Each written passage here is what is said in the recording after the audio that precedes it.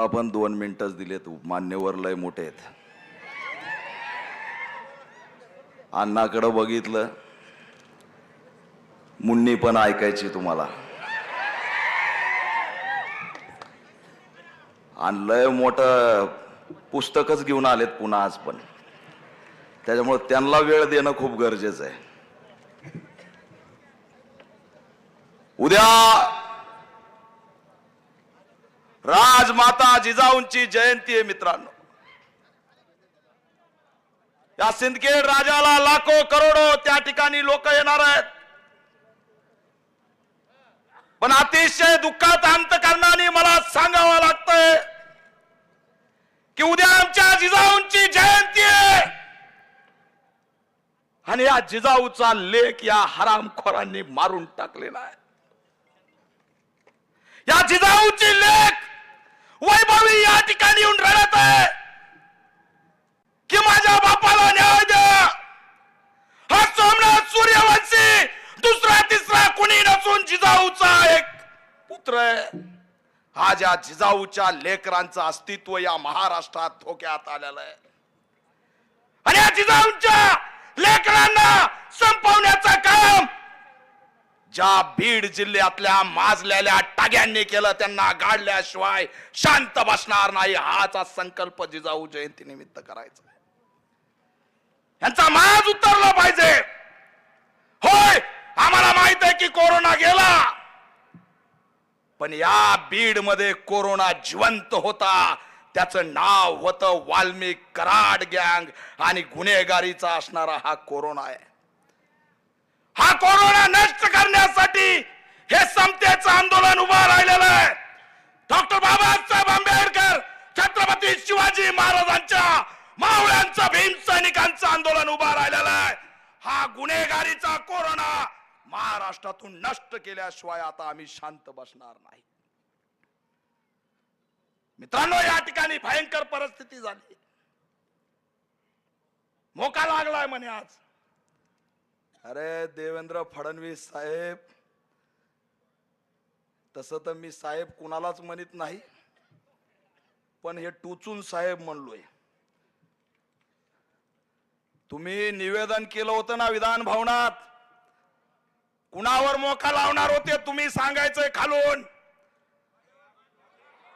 ए बाबा, वाल्यान आका म्हणू नका. माझ्या आईला मी आका म्हणतो, ती म्हणली मला फाशी देणार आहेत का? ती वाल्याची शेंग चांगली लागते, तिला खाऊ द्या. त्याचं नाव डायरेक्ट घ्या. काय म्हणले होते फडणवीस विधान भवनात की मोका मी लावणार.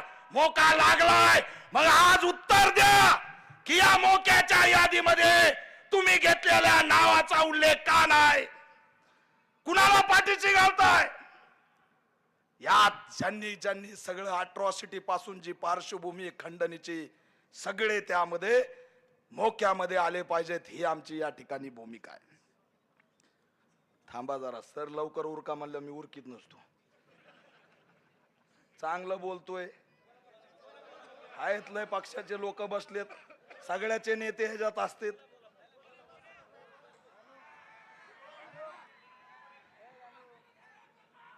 अरे राष्ट्रीय अध्यक्ष आहे मी, 36 जिल्ह्यात संघटन आहे, 4 राज्यात संघटन आहे. या वाल्मिक कराडला परळीच्या बाहेर कोणी ओळखीत नाही. या दीपक केदारला इकडे बिदर मध्ये गेलं तरी फोटो काढतेत. आणि हे असणार मी बोलणार आहे. या ठिकाणी ते लक्ष्मण हाके नावाचं एक आलेलं आहे. मला चॅलेंज केलंय काल, केदार म्हणे मला अडवून दाखव. अरे तू भांडण करायला छिकडतो भांडकुदळ बाई. आम्हाला वेळ नाही तुला अडवायला. ना अडवायला तू कोण गेला? अरे अडवायचं असेल तर आम्ही तिकडे पंतप्रधानाला अडवू, मुख्यमंत्र्याला अडवू, सरकार मधल्या लोकांना अडवू. अरे तुझ्यासारखा चिरकुट टिकुजीराव कोण गेला तुला अडवायला?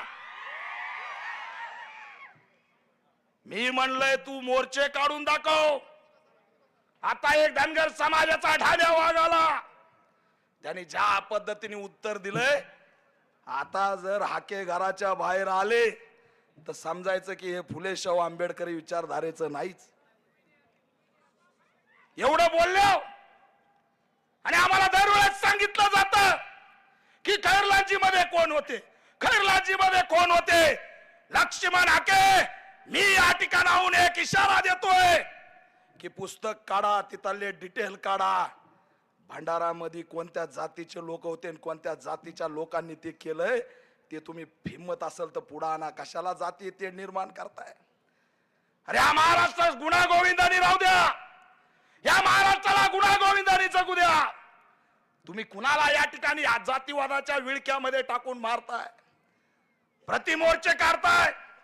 लाज वाटली पाहिजे या प्रतिमोर्चे काढणाराला.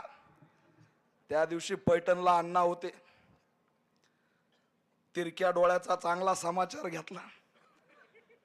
तवापासून गडी काय दिसा नाही. तरी बी मला वाटतं उद्या येईल, टकमक टकम बगन.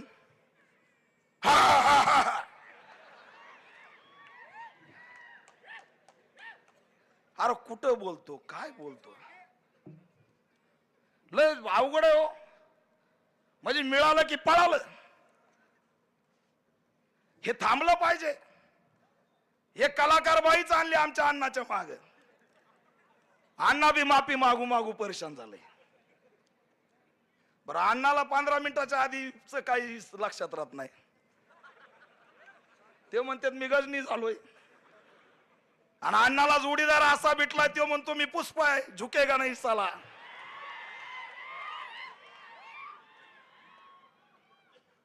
कलाकार आणले. आता ज्योतिताईने लय विनम्र तुम्हाला आव्हान केलंय. या ज्योतिताईंचं आव्हान तुम्ही लक्षात घ्या. उद्या जिजाऊंची जयंती आहे, संकल्प करा. अनेक या ठिकाणी षडयंत्र होणार आहेत, त्यांनी ओळखलेत. सकाळी मी बातमी वाचली, HMPV नावाचा आजार आलाय, कोरोना सारखा आहे म्हणे, आणि त्याचे 2-3 लोक सुद्धा सापडलेत. आता आरोग्य मंत्री कोण आहेत? मंत्री असे आहेत की लक्षात बी राहत नाहीत. आता तुम्हाला सांगतो, हा मुद्दा भटकवण्यासाठी यांना जर आवरलं नाही, हे संतोष देशमुखचं आंदोलन, सोमनाथ सूर्यवंशीचं आंदोलन जर का यांना आवरलं नाही तर हे पुन्हा लॉकडाऊन आणि हा नवा कोरोना आणल्याशिवाय राहणार नाही. ते एवढं असणार आहे, या ठिकाणी लक्षात ठेवा.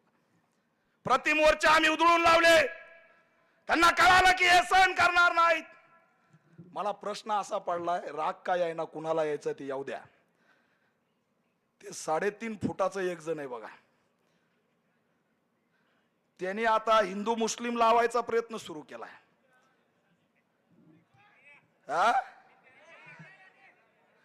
अरे आज स्टेटमेंट आहे, हे हिंदू राष्ट्र आहे, त्या 3.5 फूट फाटक्या तोंडाचं. अरे आहे का हिंदू राष्ट्र आहे म्हणतायत, संविधान राष्ट्र आहे, हे आम्हाला मान्य आहे. पण मला या सगळ्यांना विचारायचं की संतोष देशमुख कोणत्या धर्माचा होता? अरे या हिंदू राष्ट्रात जिजाऊंच्या लेकरांचं काय अस्तित्व आहे, बाबासाहेबांच्या लेकरांचं काय अस्तित्व आहे, हे आधी सांगा. तुम्ही कुठे या मोर्चात? हे मोर्चे डायव्हर्ट करण्यासाठी तुम्ही आता तिकडे गडावर अमुक ढमुक करायला निघालात. आणि म्हणून ज्योतिताईंनी जे सांगितलंय ते ठामपणे लक्षात ठेवा की हा मुद्दा थांबवता कामा नये. मनोज दादा जरांगे असतील, इथले सगळे नेते असतील, वैभवीचं तुम्ही निवेदन ऐकलं मित्रांनो. अरे एवढा अभ्यासू लेकरू, विचार करा तुम्ही की वैभवी ज्या पद्धतीने मांडणी करते. आज माझा हा 6वा मोर्चा आहे. मी जर कुणाचं बारकाईने आंदोलन भाषण ऐकत असेल तर ते या लेकराचं ऐकतो. तिच्या शब्दाची मांडणी बघा, तिचा अभ्यास बघा. अरे लेकरू एका क्रांतिकारकाचं लेकरू आहे. ही वैभवी जी बोलतीये तिचा बाप किती हुशार असेल हे लक्षात ठेवा. तिचा बाप किती महान असेल, काय त्याचे विचार असतील. आणि या ठिकाणी राजकारण सुरू आहे.